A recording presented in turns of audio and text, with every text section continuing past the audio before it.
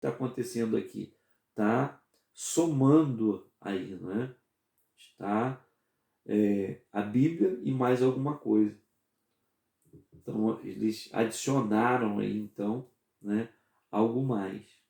E isso, infelizmente, gera uma heresia no meio da igreja. Então, eles criam uma seita e, além deles serem uma seita, eles têm as suas heresias. Porque a heresia ela pode estar envolvida entre nós. Eu já falei isso na nossa aula passada. Nós, os cristãos, podemos cometer delitos. Temos muitos aí, como eu falei, sobre o sincretismo religioso, né? As coisas palpáveis e etc. Eles, né, além de ser uma seita, eles têm também a sua colocação herege dentro dos livros, dentro dos escritos de Ellen White. Vamos ver aqui as suas doutrinas. Olha, observe comigo. Vamos ver aqui as doutrinas dos adventistas. Né? Expiação incompleta. Né? Antes que se complete a obra de Cristo para a redenção do homem, há também uma expiação para tirar o pecado do santuário.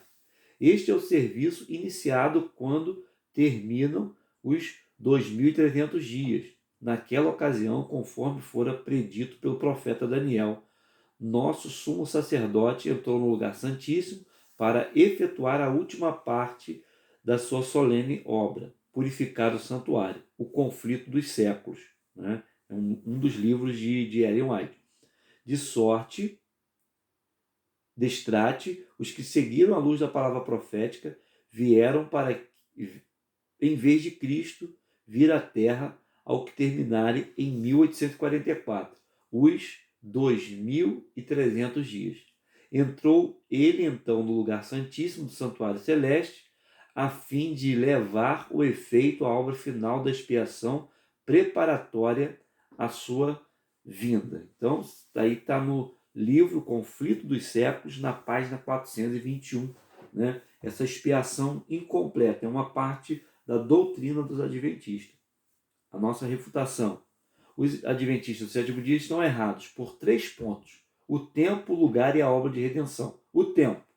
Mesmo seguindo sua forma de interpretar a profecia, data e mais provável para o início de contagem dos 2.300 anos de Daniel, seria 445 a.C.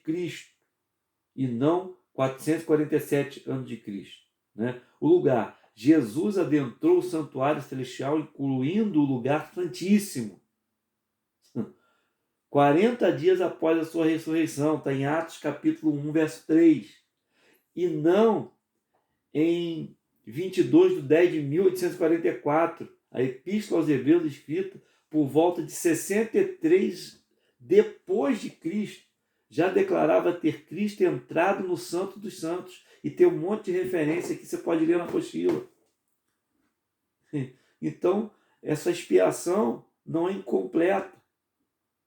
E eles têm aí, né, o seu cálculo, as suas matemáticas e a sua conclusão acerca aí da data e da questão de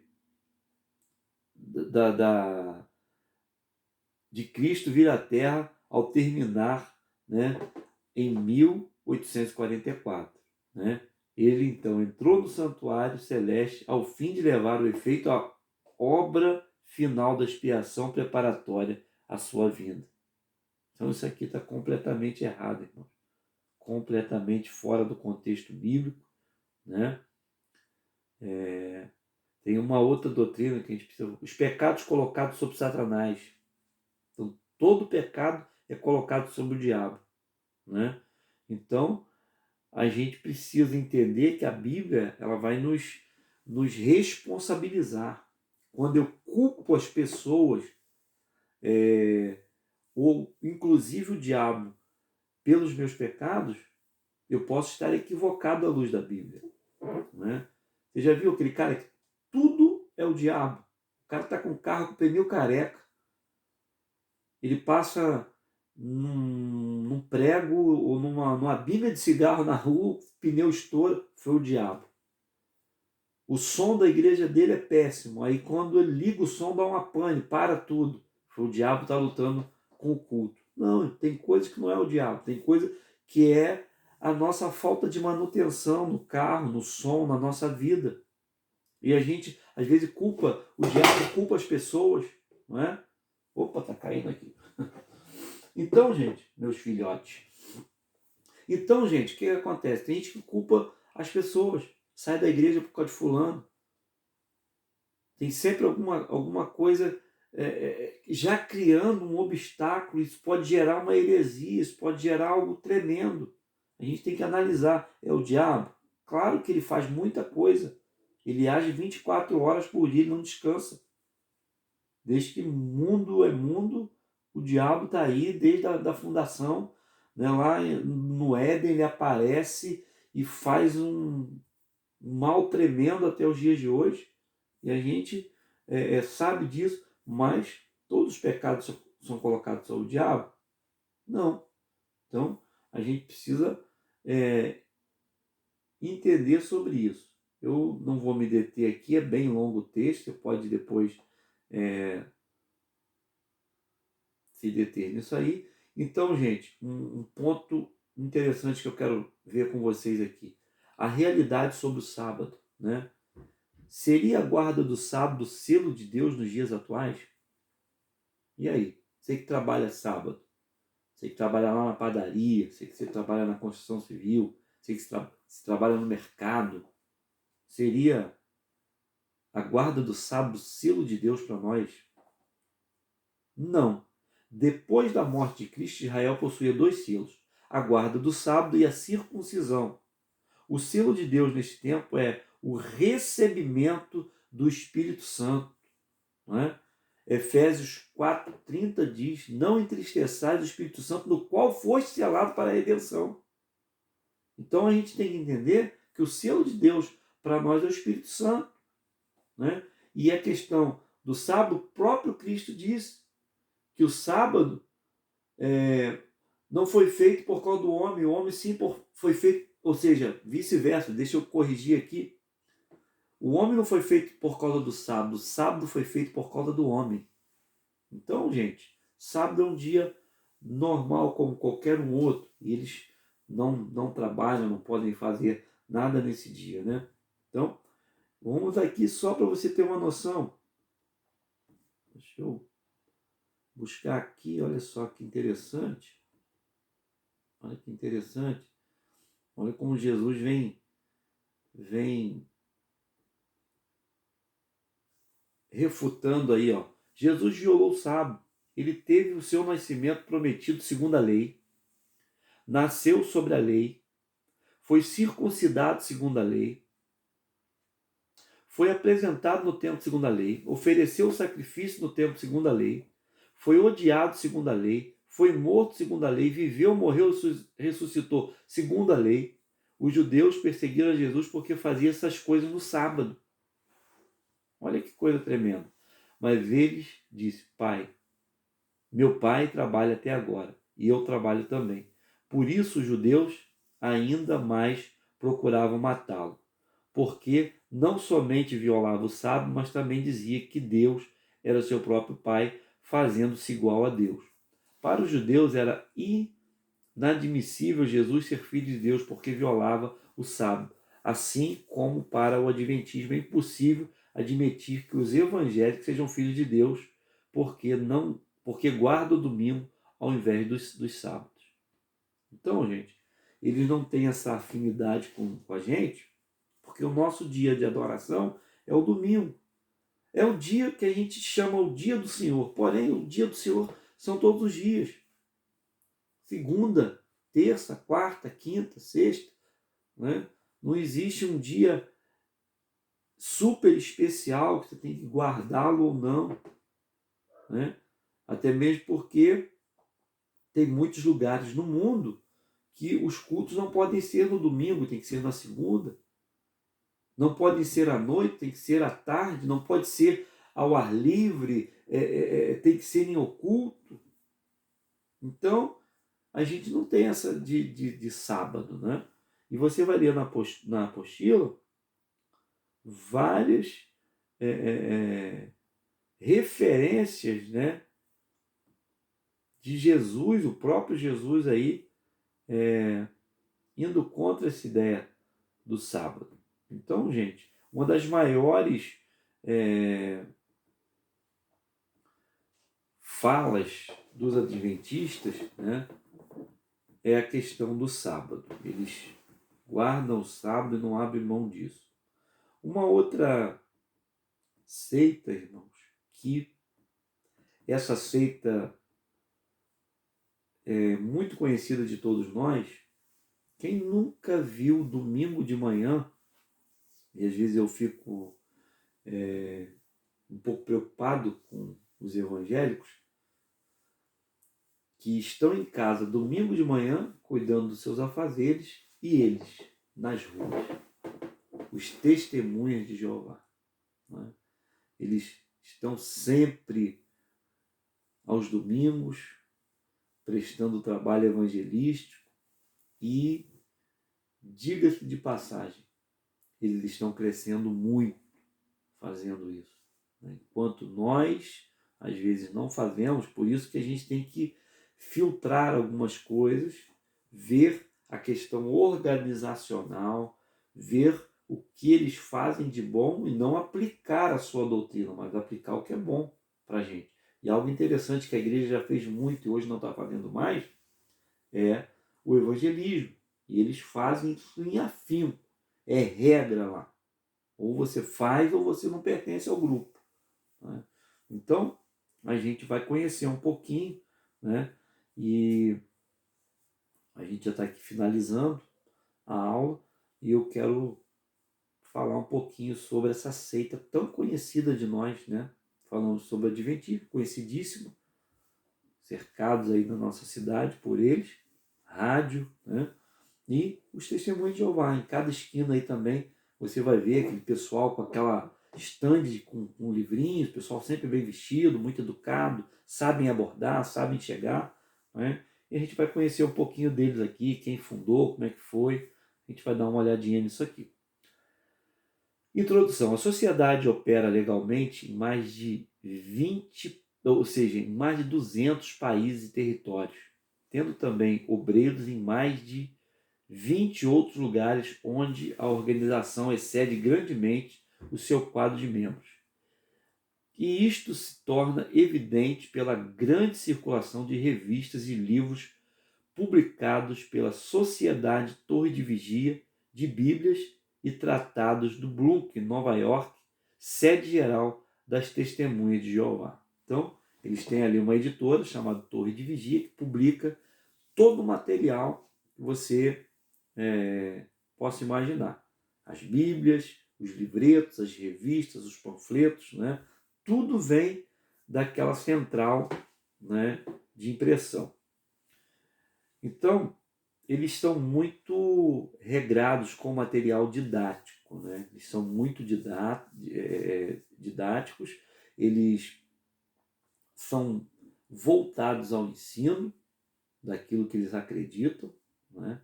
E eles batem na nossa porta os domingos ou às tardes e querem falar, sempre trazem uma pergunta, e se a gente entrar na pergunta, eles querem se aprofundar, e se eles não souberem do assunto tratado, e se eles ver interesse na gente, quando eles veem interesse na gente, eles mandam uma outra pessoa e começa o diálogo, as reuniões, tentam te levar para uma de suas reuniões, e daqui a pouco gera um interesse, daqui a pouco a pessoa está lá aprendendo, né, dessa forma, da forma que eles ensinam, porque eles são muito focados na questão do ensino. A história deles, fundada no início da década de 1870 nos Estados Unidos, a história das Testemunhas de Jeová está dividida em 7 períodos e coincidem com os 7 presidentes que lideraram o movimento. Né? O primeiro foi o fundador, né, eu já falei sobre ele aqui, o Charles Roosevelt, depois o juiz Joseph Rochefort, depois Nathan Knorr, Frederick Franz, Milton Henschel, Don Alden Edens e Robert Ciranco, né? Já agora em 2017, esse cara bem recente, foi um dos últimos líderes, né, dos Testemunhas de Jeová. A chegada ao Brasil, né, de acordo com a história oficial da sociedade, os ensinos da Torre de Vigia chegaram a esse país através de alguns marinheiros brasileiros que encontraram as Testemunhas de Jeová em Nova York, em 1920. O primeiro representante da Torre de Vigia veio para o Brasil em 1922. Então eles já estão aí já há quase 100 anos na nossa nação, né? Há quase 100 anos, desde do encontro lá de 1920, né, para 2020, nós temos aí 100 anos de história em relação ao Brasil e os Testemunhas de Jeová. As suas doutrinas, as negações doutrinárias da branca, negação da divindade, não acredita em Pai, Filho e Espírito Santo, né? Nós temos aí várias referências bíblicas do Pai, o Filho e o Espírito Santo, né? No batismo de Jesus, por exemplo, né? Jesus presente em corpo, o Espírito Santo vindo sobre ele em forma corpórea de uma pomba, e o Pai do céu dizendo: eis aí o meu filho, em quem eu tenho prazer, né? Nós vamos ver aí referência da criação do homem, né? A expressão façamos o homem, quando Deus desce para confundir as línguas, né? Desçamos. Então nós temos aí várias referências à Trindade, eles não acreditam. Negação da deidade de Cristo, né? Ponto de vista ariano, eles não têm Cristo como Filho de Deus. Negação da personalidade do Espírito Santo, eles dizem que o Espírito é apenas uma força, né? Ele não faz parte da Trindade e nem da sua atuação como consolador, né? Como orientador, como aquele que convence. Eles não têm essa visão. Então, vamos dar um salto grande aqui.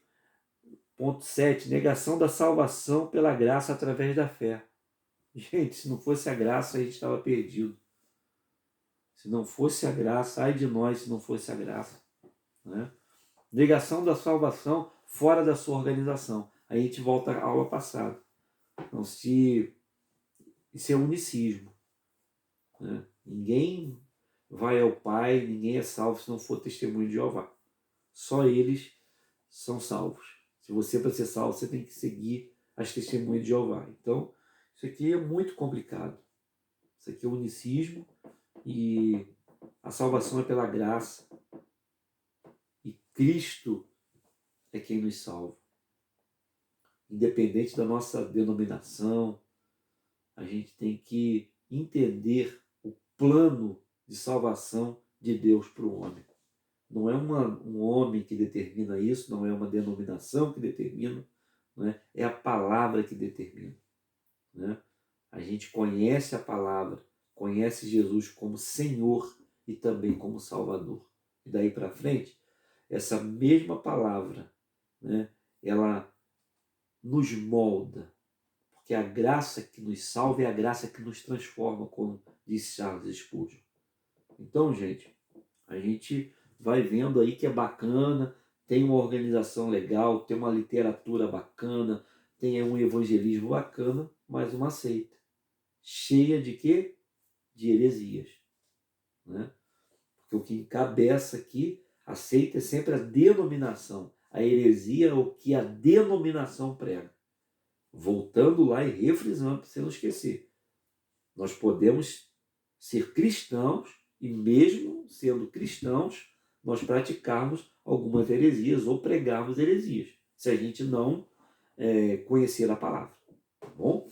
Então, nós vamos ver aqui um monte de coisa. A negação da experiência do novo nascimento para todos. Experiências que dizem eles que somente para os 144 mil da classe ungida.